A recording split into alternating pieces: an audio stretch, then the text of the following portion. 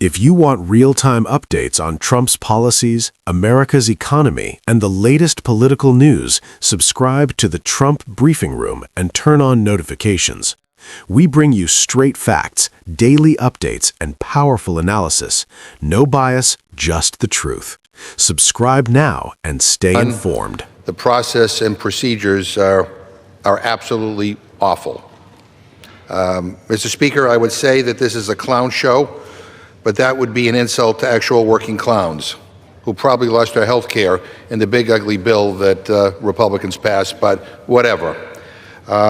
This is not the way this House of Representatives should be run. You know, out of the 4 appropriation bills before us, only one, the defense bill, was given an amendment process where the majority issued a call for amendments. Overall, 9 out of the 12 appropriation bills this cycle did not receive any call for amendments. In other words, nobody was asked to offer amendments to participate in this process. They were told that their views and their opinions didn't matter. Last week, Republicans made an order 2 out of 78 amendments submitted to the 2-bill minibus that we considered. Again, neither of those amendments had a call for amendments prior. The week before, Republicans made 0 amendments in order on a 3-bill minibus out of 40 submitted. Only one of those bills had an amendment process prior. And today, they are making 2 amendments in order, 2 in order, out of the 164 amendments submitted to the final appropriation bills before us. They were submitted by Democrats and by Republicans. So 99% of those amendments that were offered have been blocked. You know, Republicans went on last night about regular order, but they only solicited amendment ideas on 3 out of the 12 appropriation bills that fund our government. I mean, give me a break. This is not the way this place is supposed to be run. You know, and again, you know, I get it. You know, they're worried about pleasing the rebels within the Republican conference who always threaten to bring down a rule if they don't get what they want. So I assume that that's what happened by making 2 Republican amendments in order today. But here's another thing that I noticed in this bill. There is this creation of a ethanol domestic energy council. I mean, aimed at kind of buying off people from Iowa, I guess. And in the rule, it says this council will be appointed by the Speaker of the House to develop legislative solutions to address the crisis facing our nation's farmers and refiners. I asked in the Rules Committee, you know, will the Speaker only appoint Republicans? And the answer was, well, you can submit whatever you want to the Speaker. It's his decision, but we don't know. So I don't know whether this is a bipartisan council or just a partisan council. A question was asked in the Rules Committee, will it only be members of Congress on this council, or could members of industry or the energy companies be on this council? We were told we think it's just members of Congress, but we don't know. And, you know, I mean, like, I don't know, those are pretty relevant questions. And this is kind of being tossed in here essentially to, you know, to buy people's votes. And here's the deal. To those Republicans who are being bought off by this creation of this new council, let me recall back in September when we were having a debate on whether to kind of extend the pause on Trump's terrible tariffs. All of a sudden we were told that, you know, that we had to pause the vote. We went on and on and on for a while, waiting and waiting and waiting. And then we were told that there would be a special trade working group established. And the press reported that Congressman Adrian Smith, who's the head of the Ways and Means Trade Subcommittee, would be the head of that working group. And so they would address the issue of tariffs, and it would be a thoughtful process. Well, Mr. Smith was before the Rules Committee the other day, and I asked him about this trade working group that apparently bought off Republican votes, Republicans who were concerned about the tariffs. And I asked him, who were the members on this trade working group? And he said, oh, I talked to all members. I said, but who are the members on this trade working group? And he didn't have an answer, because you know why? They never appointed anybody to be on the trade working group. I asked him how many hearings and how many gatherings and meetings has this trade working group had? Couldn't answer that, because they never had any meetings, any publications, any reports that have been produced by this trade working group, and he couldn't answer that because there were none. And so now we're being told, and now Republicans are being told, who are concerned about kind of the issue of ethanol, that, we're going to create this council for you, and so that, or this new working group for you, and you should be happy. And I'm just going to say this, with all due respect to my Republican colleagues, those of you who are bought off by this in order to vote for this rule, you know what, where I come from, we have a name for that. And that's cheap date, because that's what this is. At the end of the day, nothing will end up happening. And I'm just going to say one other thing before I get into the substance of these bills. When I was the chairman of the Rules Committee, I made nearly half of all amendments in order. This Republican majority has blocked 80%. That means Democrats, and by the way, and a lot of Republicans, a majority of Republican amendments have been blocked. Let me say that one more time. A majority of Republican amendments have been blocked. I don't know what's wrong with you guys over there, but I mean, come on. A majority of Republican amendments have been blocked, and you continue to go along to get along. So they're not just blocking us, they are blocking their own members. 106 closed rules so far in this Congress. 106 closed rules, more than Democrats had in the entire Congress the last time we were in charge. I mean, I know you have a slim majority, but here's another fact that you ought to let sink in. We've had the fewest votes on the floor,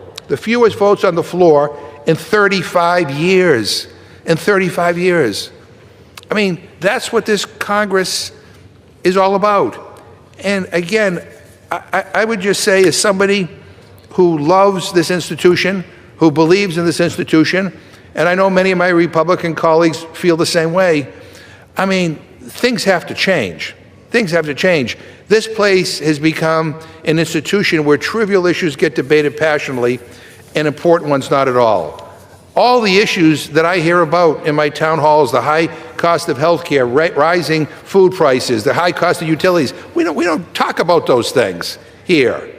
We're dealing with messaging bills, and when it comes to anything of substance like these appropriation bills, we're basically told, take it or leave it. Your views don't matter. Again, not just Democrats, but Republicans as well. Mr. Speaker, again, I'm grateful to the hard work of the appropriators and their staff. These bills are complicated, the hours are brutal, and in this political climate, getting anything done, let alone in a bipartisan way, is no small thing. And while no bill is perfect, and I agree with the chairwoman, there are provisions in this package that would make a difference in people's lives, I think in some cases in a positive way.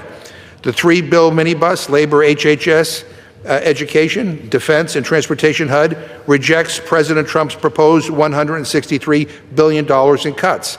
It continues funding for priorities like medical research and NIH, opioid response grants, child care, and Head Start. And it includes badly needed funding to hire more than 2,500 air traffic controllers. And Democrats block more than 40 poison pill riders that Republicans tried to jam in on reproductive care, vaccines, sanctuary cities, and more. So I want to thank Ranking Member DeLauro for holding the line and keeping that garbage out. But I want to talk about something bigger than the line items, because in my view, these bills are being written as if we're still operating under rules that, let's be honest, this current administration does not recognize. The president has shown over and over and over again that he won't follow the rules. He treats the law like a suggestion. He treats Congress like an obstacle, and he treats the Constitution like it's optional. So when we respond with business as usual, that isn't responsible. It's naive. If we don't build in real guardrails strong, enforceable guardrails, then we are not just funding programs. We're handing over power. We're writing checks and crossing our fingers that an administration that's proud of breaking the rules will suddenly decide to behave. And here's a perfect example. This three-bill minibus increases defense spending by more than $8 billion above the president's own budget request. Yet it does nothing to rein in this administration's recent illegal military actions around the world. Nothing that makes clear that Congress and not the president decides when America goes to war. And the same kind of blank check governing is also present in the Homeland Security bill. Let's not mince words. ICE is out of control. We are watching federal agents roll through communities like they're above the law, stopping people, harassing people, intimidating them, and yes, shooting them. That is not America. That is not freedom. And it sure as hell is not what our parents and our grandparents fought for. We have history in this country. We know exactly where show me your papers leads. We know what it looks like when a government decides that certain people don't belong and then builds an enforcement machine to terrorize them into submission. And yet here we are, being asked to hand DHS more money with nowhere near the due diligence or the ironclad accountability that this moment demands. Hell, Republicans already supercharged DHS with $75 billion in their big ugly bill last year. And now we're supposed to keep funding, now we're supposed to keep feeding the beast? I say hell no. I don't think ICE deserves a single cent more, so which is why I am voting no. So I'll acknowledge the work that went into these bills. I'll acknowledge some provisions that could help people, but I do not trust this president, and I do not trust Trump's OMB, and I do not trust this administration, which has made lawlessness a habit to follow the intent of Congress just because we typed it into statutory language. You know, call it Trump derangement syndrome, as some of my Republican friends have labeled it. I call it learning from experience. I call it paying attention. So this is our last real leverage point. Once we fund it, once we sign the checks, the power shifts. And with this president, that's terrifying because he's erratic and lawless. We tried to put up guardrails, we offered amendments to rein him in, and the Republicans all voted them down, every single one of them. They voted against accountability, and they voted against constraints. It's crazy. It's crazy. And it tells you everything you need to know, Mr. Speaker. They'd rather give him a blank check than do their job as a co-equal branch. So I urge a no on this rule, and I reserve my time. The gentleman reserves. Members are reminded to refrain from engaging in personalities against the president. The gentlewoman from North Carolina is recognized. Thank you, Mr. Speaker. This is the most targeted process in 2 decades. We got the Senate to do its job.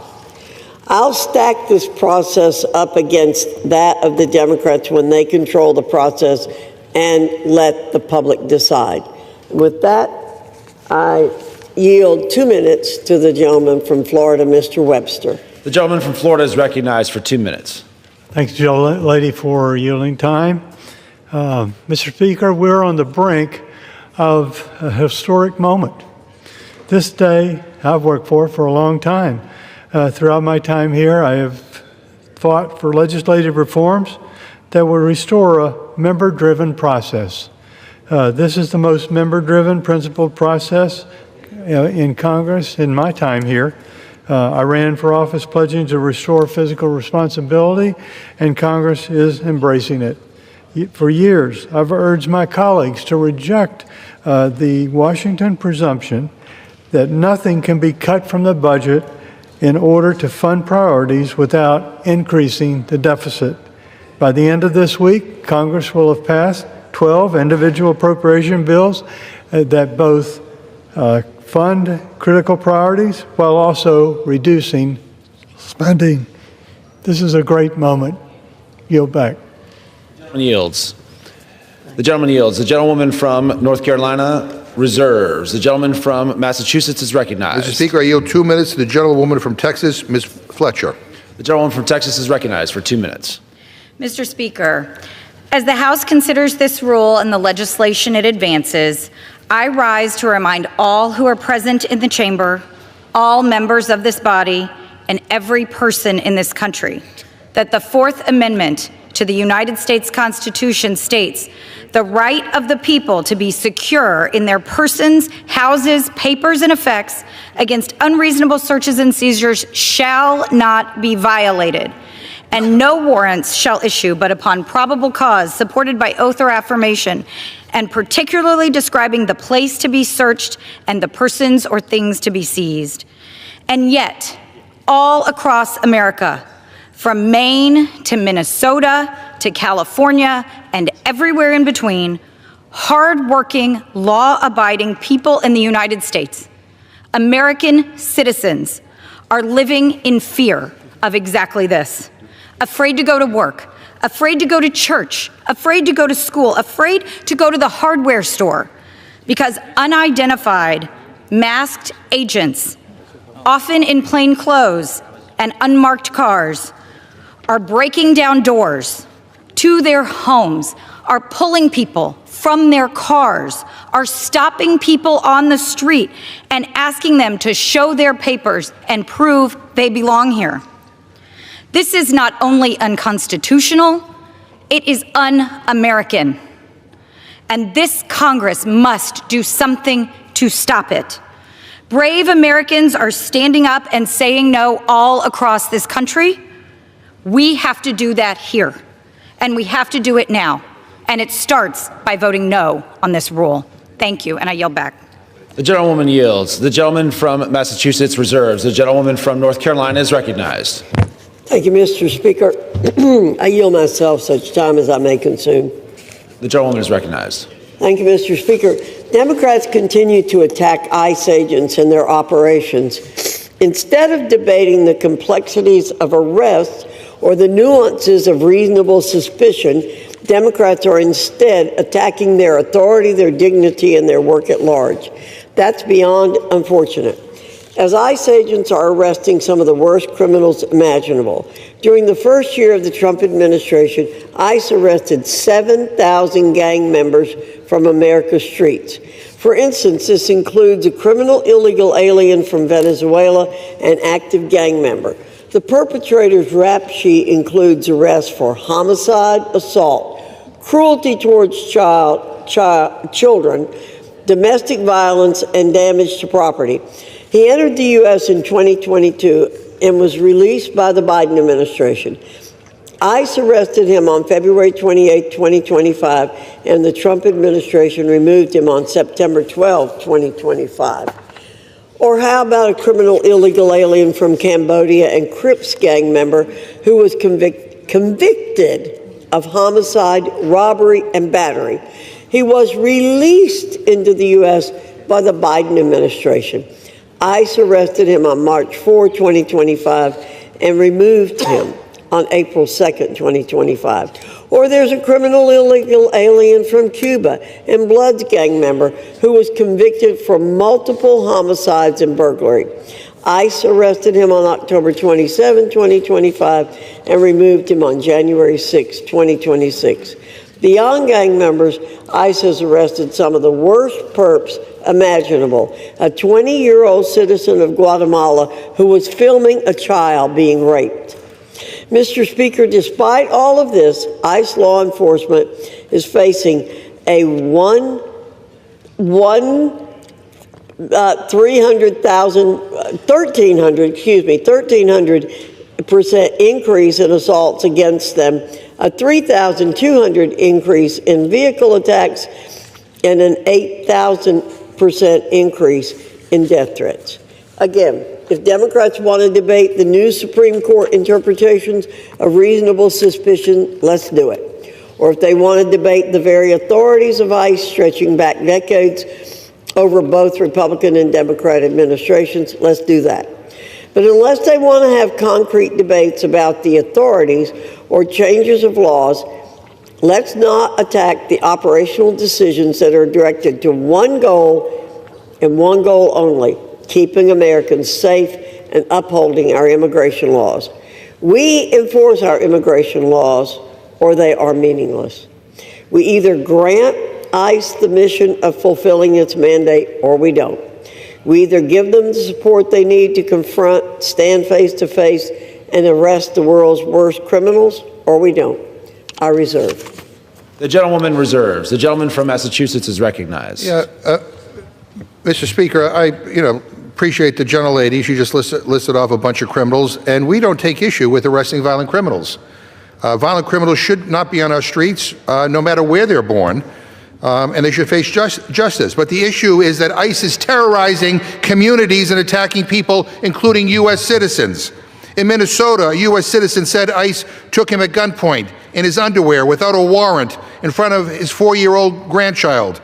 In another instance, a U.S. citizen went on his lunch break and masked federal agents detained him in a chokehold. In Miami, federal agents ripped a woman from her car as she screamed that she was a U.S. citizen.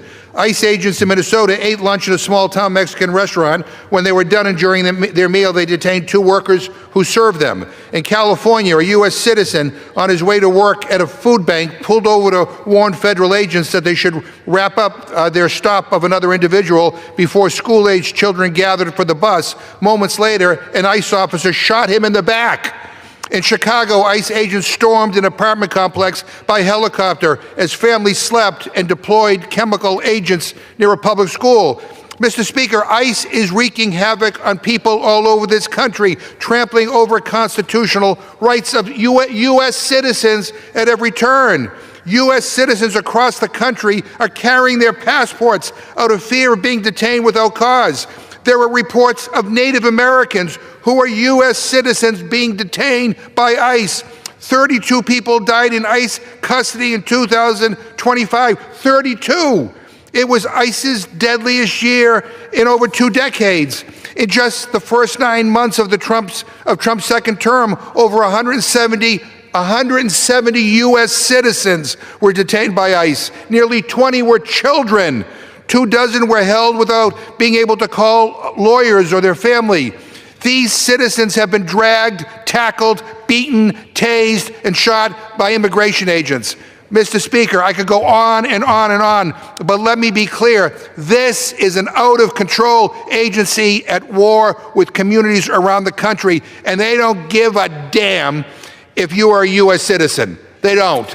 And it's outrageous, the silence on the other side of the aisle, like this is no big deal. Wait till it happens to you or a loved one. I reserve my time.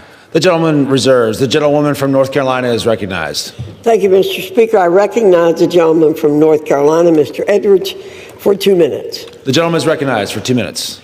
Thank you, Madam Chair. Mr. Speaker, I rise today in support of the rule. The fiscal year 2026 Defense, Homeland Security, Labor, Health and Human Services, Education and Transportation, Housing and Urban Development appropriations bills need to be passed. For the first time in years, Congress is approaching the finish line of passing all 12 appropriations bills in a transparent and timely manner, reclaiming our constitutional power of the purse. As we approach our nation's 250th anniversary, this body can take pride in governing as our founders intended and building a future that is more secure, resilient, and prosperous. Last November, the American people sent us here with a clear mandate to put America first.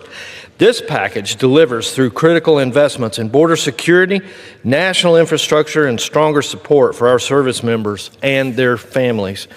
In North Carolina's 11th District, these funds support essential water and public safety projects, including a new EMS base in Swannanoa, water and sewer upgrades at Swain Middle School, and an emergency services hub in Madison County, upgraded water lines in Robbinsville, and a new West Side taxiway at the Asheville Regional Airport. Following Hurricane Helene, these investments aid recovery, eliminate the uncertainty of short-term extensions, and give local leaders the confidence to plan ahead. This is a return to responsible governance, and I'm proud to support it. Please support this rule. Mr. Speaker, I yield back. The gentleman yields. The gentlewoman from North Carolina reserves. The gentleman from Massachusetts is recognized.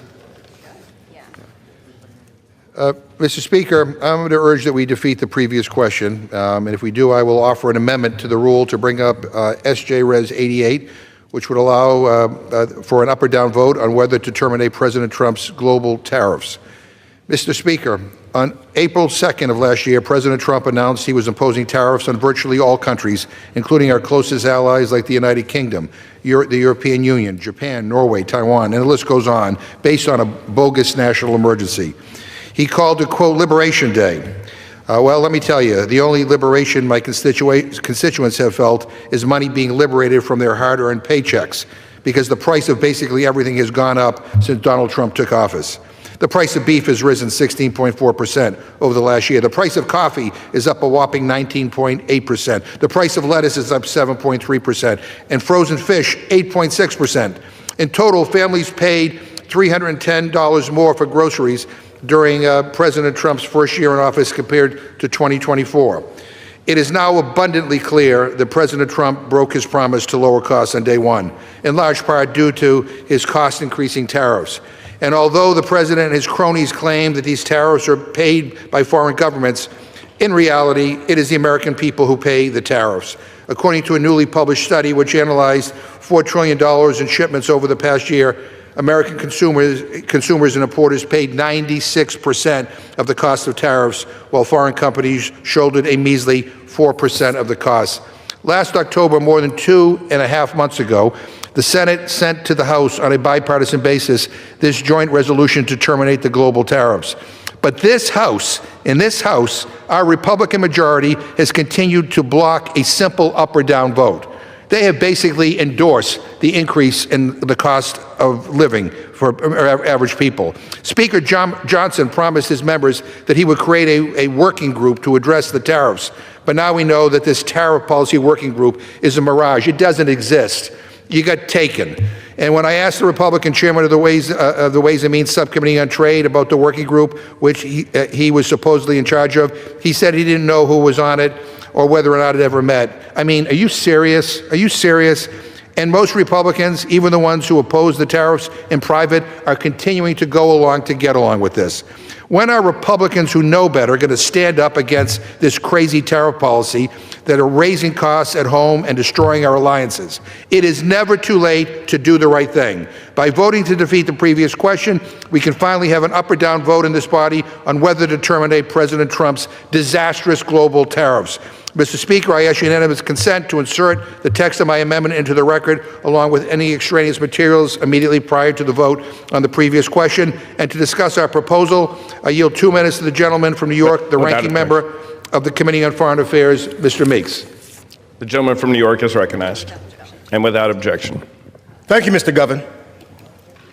We should be voting today to end these tariffs and lower costs for everyday Americans. Instead, this House majority is paralyzed by fear, making it one of the least effective in modern American history. You know, the American people sent us to Washington to address affordability, to lower the cost of health care, housing, and groceries. Yet this Congress has taken fewer votes in 2025 than in any non-pandemic year this century. Apparently, the majority doesn't think affordability is important enough to vote on. Instead of focusing on prices, the White House has spent the past week talking about invading Greenland or using your taxpayer dollars to buy an island that isn't for sale. To advance this fantasy, President Trump threatened yet another round of tariffs that would raise prices even further, only to walk back the threats after the stock market tanked yesterday. Regardless of what the president does, we are a co-equal branch of government. We should be addressing affordability right now by passing the resolutions I have offered and resolutions that have already passed the Senate to terminate these tariffs. When asked to explain why we're not doing everything we can to lower costs for American families, the Speaker responded that the President is exercising Article 2 powers to impose tariffs. There's only one problem. The President has no Article 2 powers to tax or tariff. Those powers are explicitly assigned to the United States Congress under Article 1 of the Constitution. So the Republican majority is more interested in providing cover for Donald Trump than honoring their oath to the Constitution of the United States and deliberately avoiding to do its job to lower costs for Americans. Mr. Speaker, the American people are watching. The camera of history is recording. And I urge my colleagues to defeat the previous question and demand a vote on terminating the tariffs, and I yield back the balance of my time. The gentleman yields. The gentlewoman from North Carolina is recognized.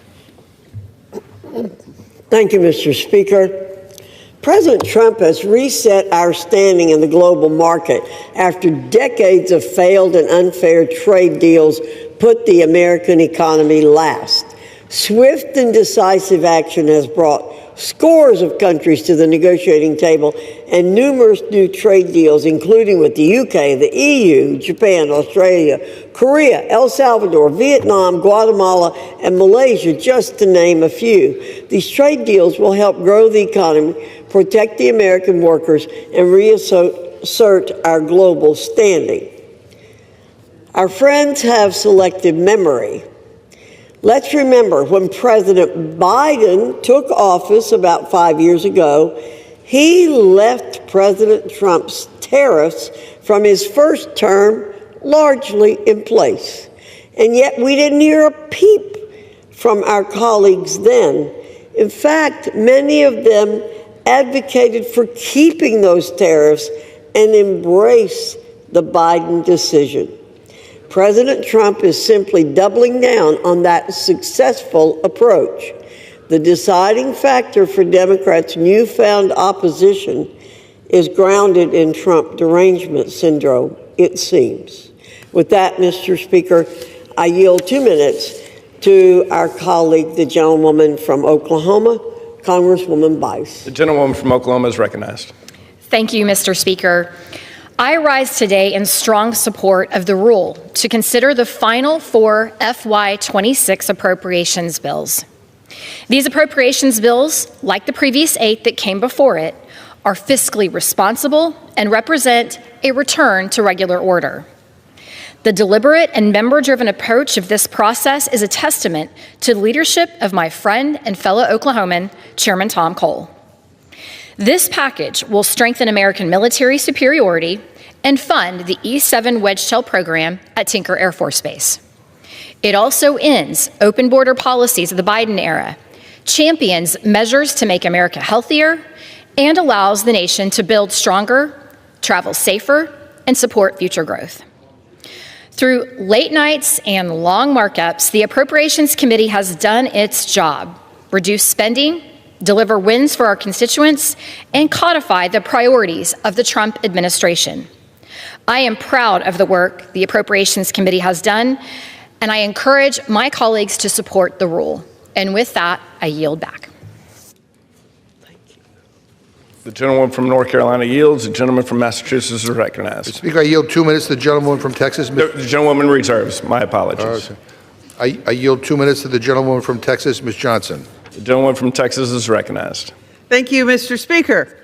I rise in opposition to the Department of Homeland Security funding bill. I cannot support funding for a department that has shown repeated disregard for the Constitution, the rule of law, and the safety of the people it is supposed to protect.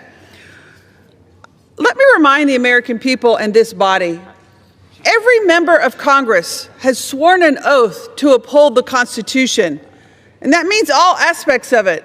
The Fourth Amendment, the Fifth Amendment, the rights of due process, the rights of unwarranted search and seizure. But we are failing at this moment because ICE is terrorizing the American people and violating constitutional rights every single day. We have seen ICE agents in the Department of Homeland Security detain and arrest American citizens without any justification, enter homes without warrants, use excessive force when it wasn't required, and ignore constitutional rights. They're even weaponizing children in this country, kidnapping them from schools, using them as weapons against their parents. It is morally wrong, outrageous, and not who we are as a common people. This is a department that is out of control, going rogue, and needs to be reined in. These are not isolated incidents. They are the result of unchecked power and a complete lack of accountability. Last night, I offered common sense amendments to impose basic constitutional guardrails, accountability for abuse, due process protections, and civil recourse when rights are violated, and Republicans refused to even consider them. Without these amendments, this bill gives DHS and ICE free rein to operate unchecked and unaccountable, while Republicans in this body continue to look the other way. The American people deserve better. They deserve safety without fear, enforcement without lawlessness, and a government that follows the Constitution. Until the Department of Homeland Security is willing to operate within the rule of law, I cannot support continued funding without meaningful reform, and I urge my colleagues to vote no. With that, I yield back. The gentlewoman yields. The gentleman reserves. The gentlewoman from North Carolina is recognized. Thank you, Mr. Speaker. I'm pleased to yield 3 minutes to the gentleman from Iowa, Mr. Nunn. The gentleman from Iowa is recognized. Well, thank you, Chairwoman Fox, and the incredible work of the Rules Committee. I know we worked through the night on something that's very important. That's ethanol, E15 to be specific. I rise today on behalf of the farmers, families, and small businesses in Iowa's 3rd District, and really rural communities across America right now who need someone to be a fighter. And we've got a good group here in Washington championing on both sides of the aisle the importance of renewable biofuels, giving Americans the freedom to choose cleaner, more affordable, American-made fuel at the pump. That fuel is E15. E15 is simply gasoline blended with up to 15% ethanol, or corn. Ethanol is grown, produced, and refined right here in the United States, often in towns and communities where agriculture is the backbone of the local economy, where every dollar spent at the co-op, in the grain elevator, at the plants and refineries that support it, are directly invested back in the families and communities that produce it. Authorizing year-round E15 nationwide, a free market approach that's American-made, benefits not only farmers, but consumers, the environment, and our national security. Approximately 33% of all U.S. corn produced is used for ethanol. So imagine this, next time you drive down the road, a corn field, every 3rd row goes to help fueling this nation. Permanent E15 could boost corn demand by up to 2.4 billion bushels annually. It would increase our domestic market access for corn farmers and support the viability for farmers, manufacturers in our community. E15 clearly saves up to 30 cents per gallon. E15 provides higher octane for better engine performance. E15 is vital for national independence, especially in the light of national conflicts. The Nationwide Consumer and Fuel Retailer Choice Act of 2025 aims to authorize year-round E15 sales nationwide to eliminate the annual uncertainty of whether it can be completed. This legislation that we are leading adds to the billions of dollars that could be grown right here in the U.S. economy. It saves every American, and if you come to Iowa right now at the local Casey's, it's $1.85. That's a pretty good return on investment for your family's minivan or your truck. But right now, Iowa farmers see this not as an abstract policy, but a direct threat. This is about demand for their crops, stability for markets, the ability to plan for the next season without wondering whether Washington will pull them out of their challenges or pull the rug out from under them by failure to act. For Iowa families, this is about affordability. E15 consistently costs less than standard gasoline. At a time when families are watching every dollar, and this House is supposed to be focused on affordability and cost savings, this is a direct win. And for our country, this is energy independence. But what more? It is national security for all of us. Every gallon of ethanol blended in our fuel supply is a gallon we don't have to buy from overseas. It means less reliance on unstable foreign markets, more reliance on American farmers, American workers, American innovation, and American families. It's good for our economy. It's good for our nation. E15 is a must-pass bill. Thank you, Madam Chair. I yield my time. The gentlewoman reserves. The gentleman from Massachusetts is recognized. Well, Mr. Speaker, I want to thank the gentleman for raising an issue that he got a working group on. A working group that may meet or may not meet, may have members, may not have members, may do something, may not. Boy, wow, that's something.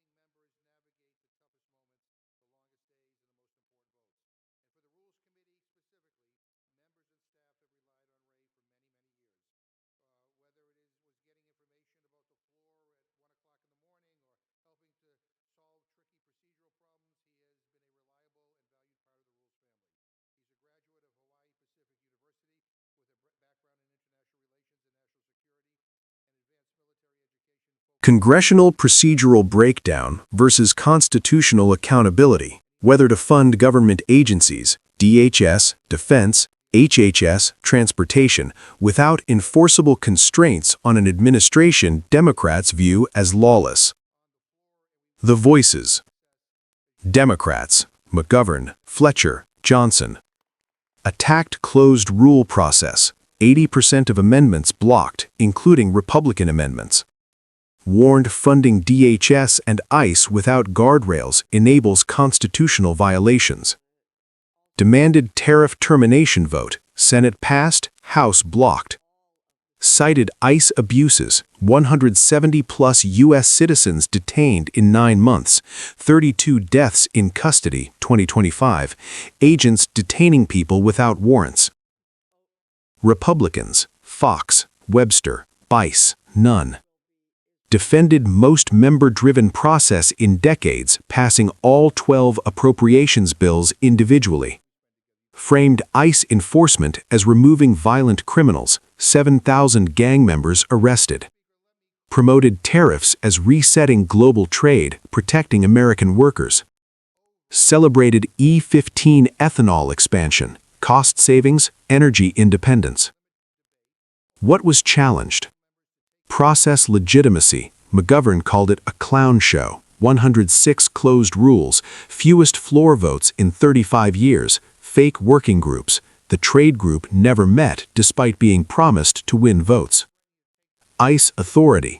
Democrats accused agents of terrorizing communities, shooting unarmed citizens, raiding schools, detaining Native Americans. Republicans defended removing criminals. Presidential power. McGovern argued Trump treats the Constitution like it's optional. Tariffs are Article 1, Congress, not Article 2, presidential authority. Blank check governance. Funding bills with no constraints on how money gets used. What was revealed? Appropriations process became transactional theater. Promises of working groups and councils used to buy votes, then abandoned. The trade working group admitted to have no members, no meetings. Fundamental disagreement on ICE. Republicans see gang removal success. Democrats see a constitutional crisis. Fourth Amendment violations, citizens held without cause. Institutional paralysis. Even Republicans' own amendments blocked by leadership to avoid intra-party fights. The resolution. None. Democrats urged no votes. Republicans defended fiscal responsibility. Bill advanced despite objections. The tension. Emergency versus order, speed versus rights, party loyalty versus institutional duty. Congress funding agencies it simultaneously fears and distrusts, with no mechanism to enforce intent once checks are signed. Bottom line. House passed funding bills through a closed process limiting debate. Democrats refused to finance what they called unchecked executive power. Republicans claimed restoration of regular order and border security. Both sides accused the other of abandoning constitutional duties while enabling harm.